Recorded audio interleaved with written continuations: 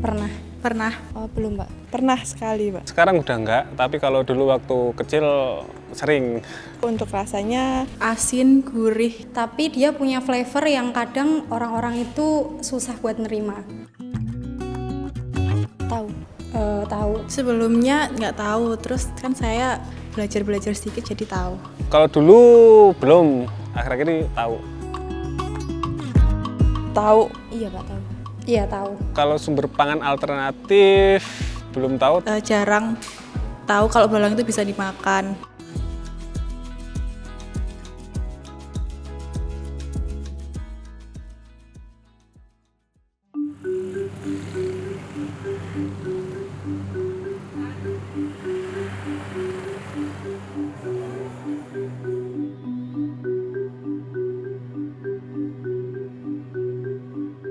Secara umum belalang itu aman untuk dikonsumsi, kecuali ada jenis-jenis tertentu yang memang satu sifatnya toksik seperti belalang sembah itu jarang dikonsumsi, ataupun ada istilah belalang setan kalau di masyarakat Gunung Kidul ini. Jadi dalam mengolah belalang sendiri supaya menjadi aman, ada beberapa hal yang harus diperhatikan, terutama dalam memproses olahan belalang ini. Satu adalah food allergen atau zat alergi yang ada dalam belalang, itu harus kita reduksi. Yang kedua adalah belalang adalah salah satu faktor agen penyakit, sehingga penanganan seperti pembersihan atau di mana dia hidup itu harus diperhatikan, karena dia akan dikonsumsi oleh manusia untuk kebutuhan pangan. Yang ketiga adalah tadi cemaran logam, di mana belalang itu tumbuh atau misalnya makan, apalagi di daerah yang tercemar logam, pasti dia akan tercemar logam juga. Dan itu sangat berbahaya juga ketika dikonsumsi. Sehingga dari belalang sampai ke meja makan, banyak proses yang harus diperhatikan.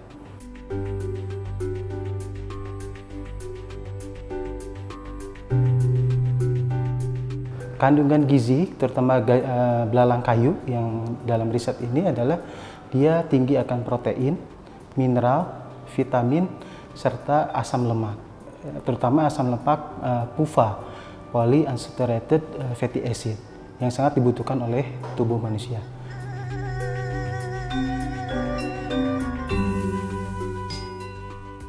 Kenapa belalang ini di sini dijadikan snack bar? Jadi ini sejarahnya di tahun 2022 kami bekerja sama dengan Bapeda Gunung Kidul di 2022.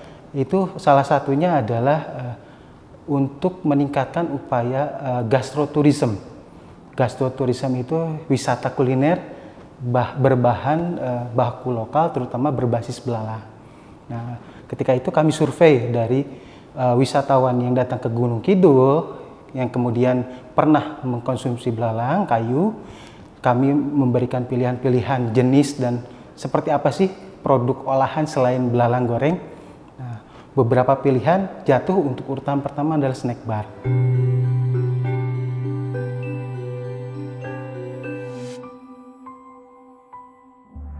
Belalang merupakan salah satu serangga herbivora yang memakan daun-daunan. Belalang dapat kita jumpai di kawasan alam terbuka yang lembab dan ditumbuhi banyak rumput serta tanaman rendah lainnya. Namun, tidak jarang belalang dengan jenis tertentu juga dapat ditemui di kawasan hutan. Meskipun dianggap sebagai hama, namun belalang juga banyak dimanfaatkan untuk dikonsumsi bagi sebagian masyarakat di Indonesia. Salah satunya, masyarakat Gunung Kidul Provinsi Daerah Istimewa Yogyakarta. Belalang yang dapat dikonsumsi salah satunya belalang kayu. Belalang ini banyak tersebar di seluruh wilayah Yogyakarta. Belalang kayu memiliki ciri berwarna coklat kekuningan atau hijau kekuningan, di bagian sayap berwarna biru gelap. Masyarakat Gunung Kidul biasa mengolah belalang dengan cara digoreng. Bahkan belalang goreng sudah menjadi ikon oleh-oleh khas Gunung Kidul.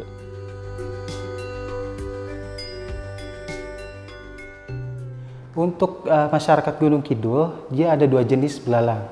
Belalang kayu atau nama latinnya Phalaenga nicronis dan belalang beras. Jadi kalau belalang beras itu dia sangat kecil-kecil. Nah itu, tapi sama-sama dua-duanya itu untuk pengolahan di Gunung Kidul sendiri dia hanya digoreng, biasanya di pinggir-pinggir jalan. Tapi yang banyak itu ada belalang kayu. Belalang goreng bagi masyarakat Gunung Kidul adalah simbol dari kreativitas dan kearifan lokal dalam memanfaatkan sumber daya alam yang ada. Untuk budidaya, belalang sebetulnya sangat mungkin untuk dibudidayakan. Kenapa tidak ada yang membudidayakan belalang? Karena tadi masyarakat masih menganggap belalang ini adalah hama.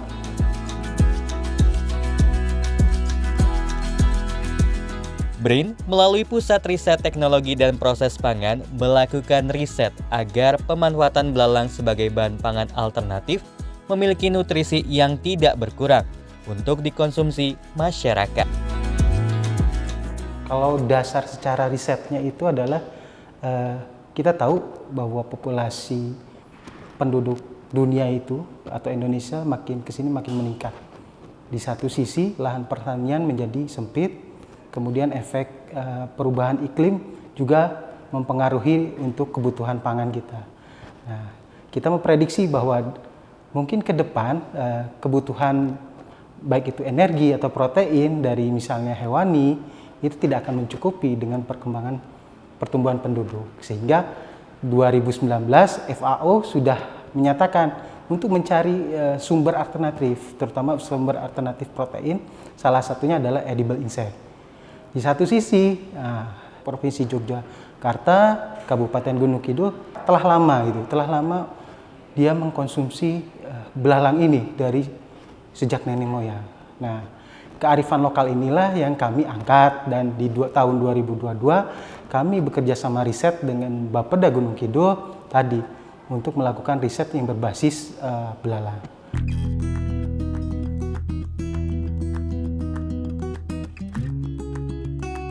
Kita ingin bahwa kita suatu saat nanti mempunyai alternatif sumber protein.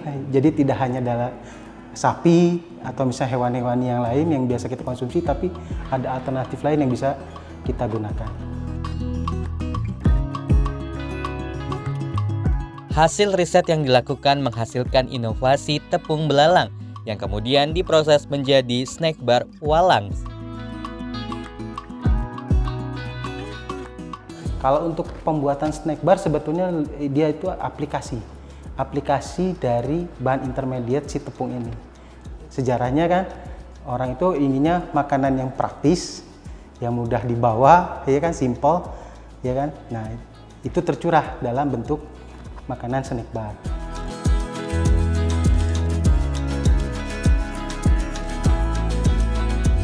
Bagi Anda yang merasa kurang nyaman apabila mengkonsumsi belalang hanya dengan digoreng, snack bar walang ini bisa menjadi pilihan yang tepat untuk mencicipi belalang dengan versi yang lebih kekinian. Dan tentunya dengan kandungan nutrisi yang jauh lebih baik daripada belalang goreng.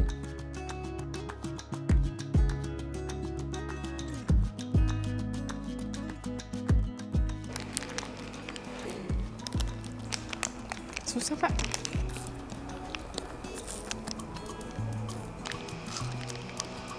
Kalau menurut saya secara rasa udah enak banget ya. Udah enak ya, teksturnya juga saya suka. Susah. Rasanya sih udah enak, teksturnya juga udah enak, tapi Agak terlalu manis. Gak ada pahit-pahitnya gitu kayaknya dari tepung belalangnya mungkin ya. tetap ada bau belalang yang cukup mengganggu. Bawahnya lembut, atasnya crunchy, dan terdapat aftertaste belalangnya sangat kerasa. Kalau dari saya sarannya, gimana caranya untuk mengurangi atau menghilangkan bau belalang yang menyengat itu. Itu aja sih PR-nya mungkin. Terkait lisensi untuk pembuatan tepungnya sendiri, kami sudah daftarkan paten cara pembuatannya. Terus untuk formulasi snack barnya juga kami sudah daftarkan patennya. Jadi kami istilahnya tinggal mencari mitra yang mau menggunakan paten tersebut. Harapan ke depan kita ingin mencari sumber-sumber protein alternatif yang mungkin 10 atau 20 tahun lagi akan bermanfaat untuk manusia gitu. Seperti itu.